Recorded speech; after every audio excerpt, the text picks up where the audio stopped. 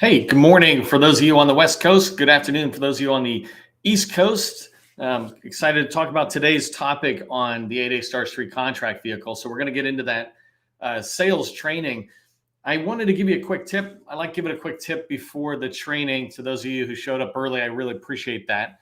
And my tip today is going back to this idea of visibility. So if you're not tracking on things you can do to improve your visibility, one of the things you can do is make sure you're putting your contact information, your company's profile information in large prime contractor supplier portals and agency supplier portals. So I'll give you an example today is HHS. HHS has their own supplier portal. Basically, you go in there, you register, you can fill out some information. And when you go look for companies, or when the buyers inside of HHS go to look for companies or people who are doing market research are looking for folks, that tends to be where they go first because they've got DSBS, right? Your SAM and DSBS out here. But if you register internally to an agency supplier portal, the buyers tend to go to that one first, then to this other one. I did a training a while back, a LinkedIn post that talks about how the percentages are incredibly low, like 20% of women-owned or hubs-owned or service-disabled veteran-owned type firms are in HHS's portal. So if you're looking at HHS, make sure you're in there. And if you think you might ever work with HHS, take 5 minutes, go over there and just put yourself in their portal so their buyers know who you are. Their market researchers know who you are.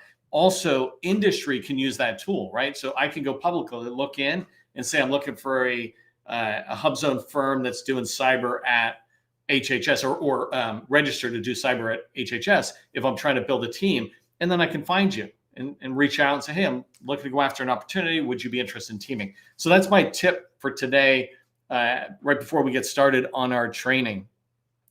Okay, so if you don't know who I am, my name is Neil McDonald. I'm the president of the GovCon Chamber of Commerce. And I do these daily LinkedIn Lives for you as a way to teach you process and procedures on achieving success in the federal market.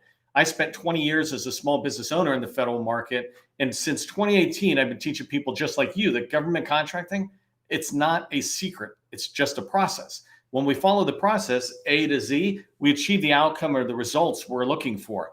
And that's what these trainings are all about, right? Is to teach you the process in certain areas. Today's process training that we're going to be doing, sales training, is around how to maximize your contract vehicle, your STARS 3 contract vehicle, and turn that into something that's actually working for you instead of just something you have, right?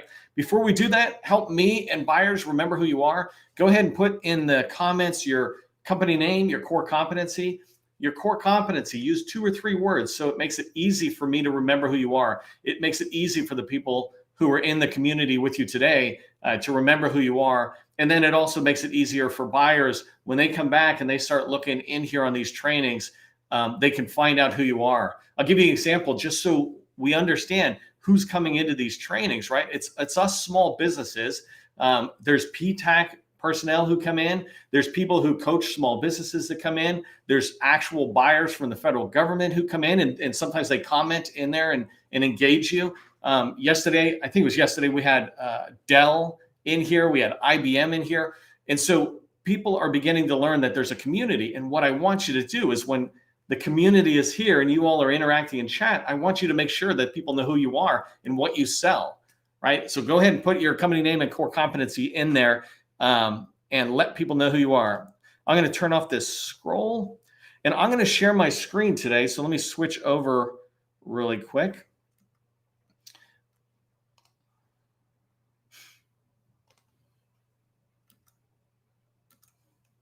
Okay, let me share my screen. And we're off to the races. Okay, I'm pretty sure you can see my screen. So today, again, we're going to talk about the 8A Stars 3 contract vehicle and how to increase your sales, how to maximize the value of this contract vehicle to your organization. This training is designed to be a fire hose pace. I give you a lot, and I'm trying to give you actionable items that you can do as we go forward. So this first slide I'm showing you, I just want you to remember, because I'm going to give you tips going forward. And anytime I give sales training, it really always comes back to the 7-step process that we just have defined for federal revenue success, right? It begins with VTO, visibility, targeting, and outreach.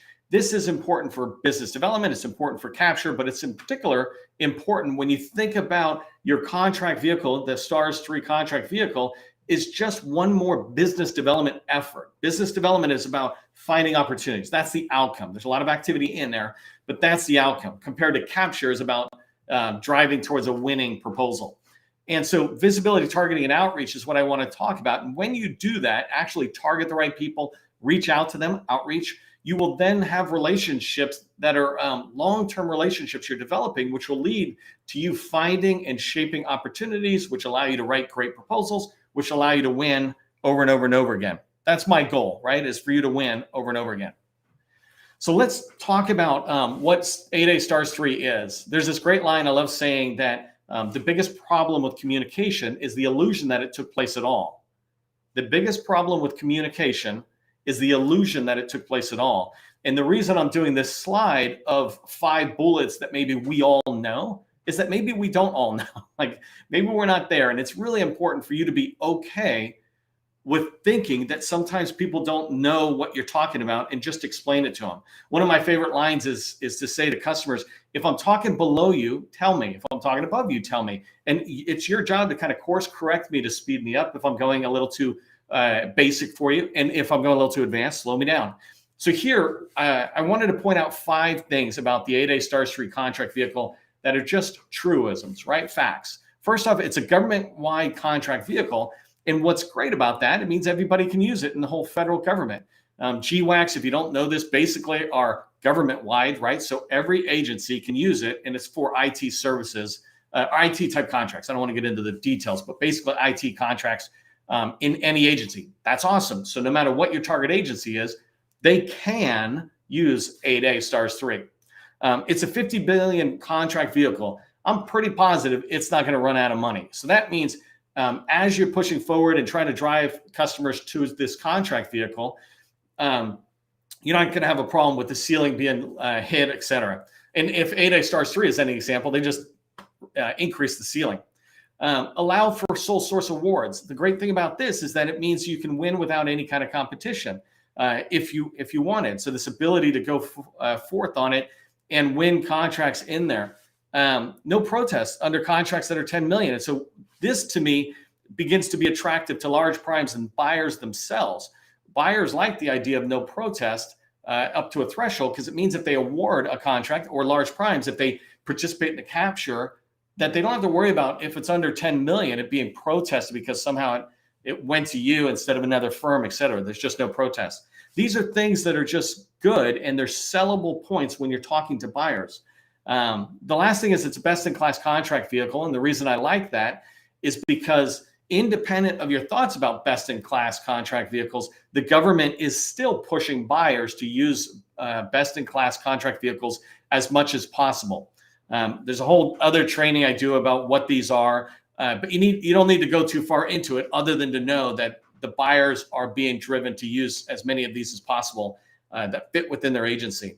One thing I wanted to pause for a second before I continue is this training is specifically for 8A small businesses that have the STARS 3 contract, right? But it's very valuable to any of us who want to work with those companies, because if you pay attention to the advice I'm giving these STARS 3 contract holders, you might go find your ideal STARS 3 contract holder and train them on what I'm training you on today.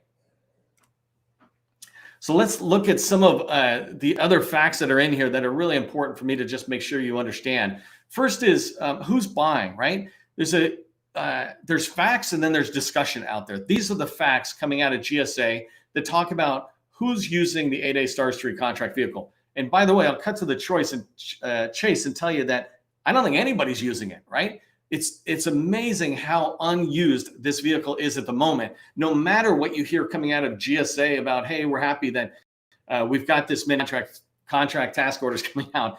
That's them spouting off good news. That's not good news for us, not us in the industry. But it doesn't matter. You don't dwell on that. You look at it, you take it as a fact, and you go, what can I do about it? So here, what I'm trying to point out is that 86 offices are using the STARS 3 contract vehicle in fiscal year 2022. And basically what this means is of 165 task orders that have been awarded so far in fiscal year 22, this year, those were awarded through 86 agencies, commands, offices, et cetera. This graph you see on the left-hand side, it shows you Homeland Security or agriculture. That's a high level. The people who are actually buying are below that, like FDA and agriculture, or Customs and Border Protection or something in DHS. So when you think about defense, you got Army, Navy, Air Force. Well, HHS, DHS, agriculture, they all are the same way. They have these agencies below. And so that's what I put there for 86 offices, are actually unique offices are using it. And the reason this is important is because when you go over and you look at the thing I put on the right, 75 of them did less than 5 task orders in a fiscal year on a $50 billion contract vehicle. There is a lot of room there to help these agencies become serious, these commands, offices. And I believe it is our responsibility. And you're going to see when I talk about the biggest mistake we make, the number one mistake, it drives right back to how do we change this? I don't think that 80% not serious to me is necessarily a bad thing. I think of it as a fact, and how do I change that fact? Because my competitors won't do the work it takes to succeed. But if I look at something like this and go, well, what can I do to change it? When I start to try to change it, I will be changing it for my benefit, or in your case, your benefit, right? And so this is what I teach my customers on how to grow their own agency presence. And we'll come down into some tips. So let's talk about who is winning. And I don't really care about the company names, right? I'm not dwelling on it. I'm putting them here mostly for your understanding of basic facts. But what I really want you to understand is that there's over 1,000 contract holders on 8A Stars 3, but only 140 firms won any task order in fiscal year 2022. That means 85% of you have not won anything on a $50 billion IT contract vehicle. That's something we want to change. That is the reason I'm doing this sales training, is because I believe all of you should expect to win, right? That's what I put when I wrote the announcement for this training event, was that every one of you went after the 8A Stars 3 contract vehicle with the expectation that you would not only be winning, but you would be winning every single year. Now, you're only winning in the space you belong in. I don't believe that you should get direct awards for something that, you know, it's over here, but it's not even your expertise. I'm not one of those people. But I believe that you have a core competency and a set of experience that you proved when you wrote your Stars 3 proposal, and that's why they awarded it to you. And so you should expect to be able to get a at least one win a year, right? I believe it should actually be 3 or 4 a year, but we can come back to that. So 85% of you did not win. That needs to change, and that's the tips I'm trying to give you today. In here, you can also see that just some of the stats on who's winning and what they're winning. But these contracts, dollar volumes are low. To me, low, right? Anything below 50 million is low. And I would love $5 million contracts all day long. So don't get me confused here. What I'm saying is I really believe that most of the 8A Stars 3 contract holders could do the average contract or task order that comes out. The average task order value is $2 million on the 8A Stars 3 contract vehicle right now. Some of these higher ones, like 6, 8, 11 million, I still believe that there's at least 100 of you who should be able to do it, right? And I'm doing that with no facts, but it's virtually impossible for me to look in at 8A Stars 3 contract holders and not think that I couldn't find 100 out of 1,000 8A Stars 3 contract holders that could do an $11 million a year award, right? It might not be in your sweet spot. You might need to have a strong team in there to win it, but you certainly can go after this from a size for 50 or 100 of you. Okay, so that's the contract holders. So I talk about agencies, I talk about contract holders. Let's talk about the biggest mistake that I believe we are making, right? And I'll put myself right in there with you. As contract holders of the 8A Stars 3 contract vehicle, we are not taking responsibility. And I don't mean to say you're not doing anything, but what I mean when I say responsibility is together with the word control. When I take responsibility for anything that's going on in my life, in my work environment, when I take responsibility, I instantly give myself control over the change. So for example, if I'm not winning contract or task orders on the contract vehicle, then I'm going to take responsibility. I'm not going to blame the program managers for 8A Stars 3 at GSA. I'm not going to blame the agencies or the contracting officer.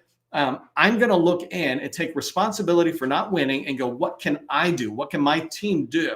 And those are the tips I want to give you is what could you do if you were willing to take responsibility for the success that you want? What control does that give you? What steps can you take? And I'm going to show you tips that I think would work as a great start for you to begin to move forward. The reason I did this slide here with this graph, this is 2022 and the task orders, right? 165 of them this year. And it's showing you how many are coming out every month. And besides this one in June with 51, basically the average is around 15, let's say. How on earth are 1,000 companies supposed to be going after 15 task orders? I don't expect somebody else to put more task orders in.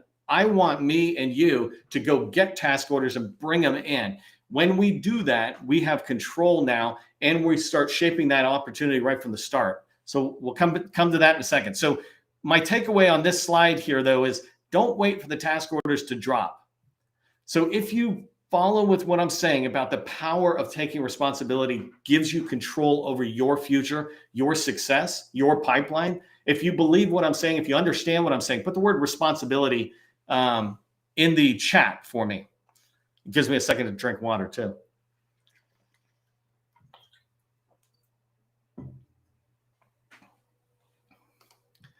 Okay, so let's go into 3 slides that are going to talk about some tips I want to give you. And I got about 15 minutes, so I'm going to go pretty fast through them. If you have any questions, put them into chat, and I'll get to them afterwards if I don't get to them right now.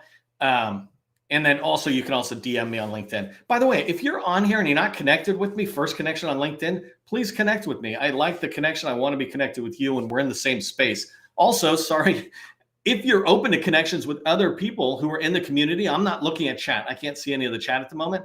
But go ahead and say I'm open to connections if you're open to connections in the chat so other people in the community know. Let's talk about how to grow your Stars 3 buyer. So the first thing I want you to understand, I just want to come back to the very basic words. What I mean here is if you consider that a contract vehicle is a farm license, a license to farm and not a license to hunt, then you'll be on the right path. When I was a small business owner for 20 years, I kept hearing about you have a license to hunt when you have a contract vehicle. And that's not true at all. Hunting is you watch for an animal to come by, you shoot it, and you mercilessly kill it, right? Not that I got an opinion on it. But farming, you have to work. You have to go out there and prepare the land. Then you have to prepare the soil, right? Then you have to plant your seeds. Then you have to monitor those, water them, make sure that the weeds are being pulled out so they don't choke the crops that are growing. Any bugs or something that don't belong in there, getting rid of them. As you go forward, farming is this huge effort that leads to a harvest at the end. That's what government contracting is in general. It's farming. We call it a marathon. And it's also what a contract vehicle is, a license to farm. And so when I talk about growing your own buyers, what I mean is kind of think of that same farming example. Your buyers are your crop. You can wait for these buyers to become an ideal buyer for you, or you can go help them become an ideal buyer, right? There's a big difference. And one takes responsibility and the other gives responsibility. I'm giving responsibility to the agency to grow buyers, to throw task orders on my vehicle. Or I take responsibility to go grow those buyers to help them get task orders on my vehicle. And because I do that, now I'm involved in the whole process. So the first step you need to do is determine your agency. Don't be distracted. Pick one department at most, and it cannot be the Department of Defense, right? It has to go one level down. By the way, you can do whatever you want, but when I give you advice and I do my training, I say it pretty strongly so you know how I feel. There's no wishy-washy from my side.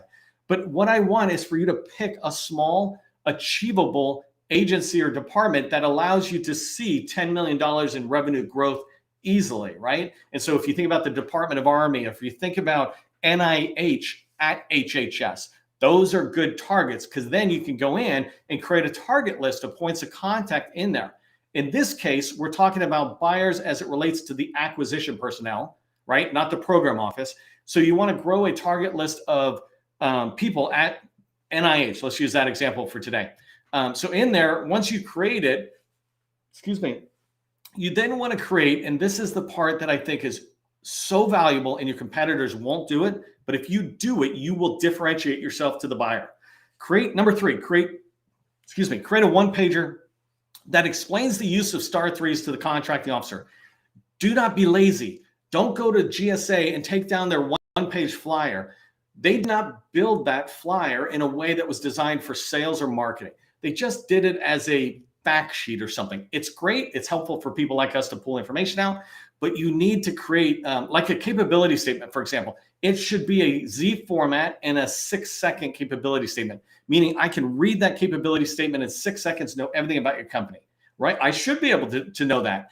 And I read in a Z format just like I would a book. Well, in bullet 3, I'm talking about something similar that in a few seconds, I can teach the contracting officer about the STARS 3 contract vehicle. And by the way, if I haven't said this already, the biggest problem with communication is the illusion that it took place at all.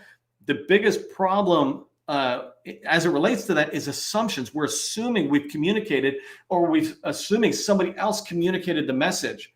I made this mistake for many years, thinking that everybody knew about 8A or everybody knew about the 8A STARS 2 contract vehicle. And now I know for a fact that they don't. And more importantly, when I take responsibility, I take control of making sure that my buyer, the contracting officer, is truly understanding that in order for you to use this contract vehicle, you must take training. In order to use this contract vehicle, you must get delegation of procurement authority, right? I'm not here to teach you the experts' advice around GSA's requirements, but this is what GSA requires for any contracting officer to use the 8A contract vehicle. If that's what they require, it's your responsibility to go to your target buyers and make sure that they know this. Hey, I'm not sure if you know, but some people don't. So I figured I'd just tell you. I figured I'd give you this one pager that is the guidance. And also, I wanted to ask you, have you taken that training? Right? I'm asking the contracting officer this. Do you have a delegation of procurement authority for the 8A contract, 8A STARS 3 contract vehicle? Right? You're asking these questions to them so that you can know, will my buyer even be able to use the 8A STARS 3 contract vehicle? If you're doing business development, finding IT projects within their agency, hoping to push it to your vehicle, only to find out the contracting officers don't have the ability to use it, well, that's on you, not them. And this one little step on number 3 could take care of it. I put this, eliminate the friction between you and the buyers, in that red box on the right. And the reason is because you want to get rid of any of the complication. These buyers are just people like you and like me. They do business development and capture, right? But they do it in their own words. They call it acquisition lifecycle and procurement or something, right? But they still have all this work to do, and use anything they can do to reach you. Anything you can do to make it easier for them to reach you, you want to do. So if you leave it very, very complex, then they might not reach you. But if you make it so simple for them to come to you, they will. And with 100,000 plus buyers, guaranteed many of them have no real understanding of how to use your contract vehicle. So the last one is I created my team and I created this 8A STARS 3 directory of awardees. Actually, Gus did almost all the work. But I'm recommending you download this. It's a free directory that we have, and it's on our website, www.govconchamber.com.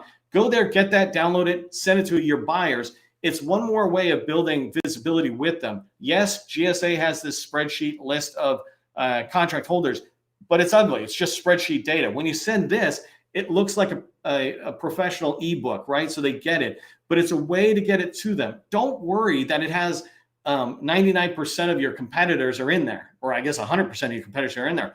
The buyer is going to thank you for providing it to them. It's a way to reach out to them and start growing your buyers and helping them understand that there's 1,000 companies just like yours that can work with them on the 8A STARS 3 contract vehicle, which means you'll have a good amount of competition on your requirements, Mr. or Mrs. Buyer, right? And so that's why you're sending that directory. Then you just keep doing your business development and capture activities to make sure you're the 8A STARS 3 company at the very forefront. Okay. So this, I try to put in several hours worth of content into one 30-minute session. It gets hard. So let me go through this pretty fast because I got 2 slides and I want to touch on them. And for those of you who want these slides, I'd be happy to put them together and send them to you. So just if you want the slides, put that in the comments. Slides, please. I like please, thank you, and you're welcome, by the way. It just makes us all have a better day. Okay, so how do you get more buyers calling you? Be visible. I talked in the beginning about the VTO, visibility, targeting, and outreach. Be visible. Remember, we're talking about the acquisition people, not the program office in this training. I already mentioned register in the supplier portal. We have a directory on our website you can download that has like 100+ supplier portals, including agency ones. So go look at those. Respond to RFIs. I really want to talk about this. There's sources sought, but sources sought is a little farther right in the life cycle or the acquisition process. If you respond to RFIs, you can get on their visibility. And I mean respond to RFIs where it's your work. You could do this. You could nail it. When you respond to the RFI and in your response, you highlight, hey, we recommend you go 8A Stars 3 contract vehicle for this. If the program people love what they're reading, then the contract people might go, well, let's just throw it over to these folks. Train, just like I said, train your acquisition people, train your small business professionals. It's kind of like train the trainer. If you can train a small business professional in a NIH and make sure they truly understand the value to NIH of the Stars 3 contract vehicle, then maybe they start training the contracting officers out there. You're not going to be able to reach every contract officer, but when you train small business professionals, they almost work on your behalf. Last one is I write reply to every Stars 3, certainly while it's a small amount. And I don't mean respond to every Stars 3 task order, but reply, hey, contracting officer, thanks for putting this on Stars 3 contract vehicle. I appreciate you using it. We're not going to respond to this when we can't do it, but I would appreciate a intro call or at the very least, here's my capability statement if you would consider us for other work. Something like that, right? For you to consider sending it to them.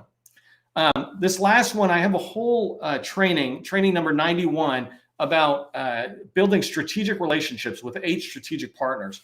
In today's training, I'm suggesting that for Stars 3 contract holders, create 8 strategic teaming partners around your ideal agency and going after Stars 3 contract vehicles. The big point I want to say here is that you're going to have a kickoff meeting and set expectations with these people. Make sure they know and agree to the expectation is that they will be finding and pushing ops to you so that both of you can jointly work together on pushing it to the Stars 3 contract vehicle. And then meet on a regular basis every 2 weeks to talk about your Stars 3 pipeline in particular, right? You might talk about other opportunities, but you really want to have a Stars 3 pipeline focus. Don't let Stars 3 activity just get buried in a pipeline. Sit there and decide how much money do we want off of our Stars 3 contract vehicle every year. That means we have to have this much in the pipeline, have a plan and a set of activity around that. You will achieve that goal that you're talking about. Okay, so I'm going to stop sharing because we're at the end here. I got to find myself and come on over. And we're down to the last couple of minutes. And I know this was really fast. This was designed to be an intro training to give you at least some steps. The biggest thing I want you to walk away with is that remember that you have control. When you take responsibility, you have control for your success, not the buyer. And I just recommend that you follow the suggestions I give you, and you will see the success and the outcome that you expect. So if you understand what I'm saying, if you agree with it, if you found value in today's training, give me a thumbs up. I really appreciate you being here today. Remember, government contracting, it's not a secret. It's just a process. I'll see you in the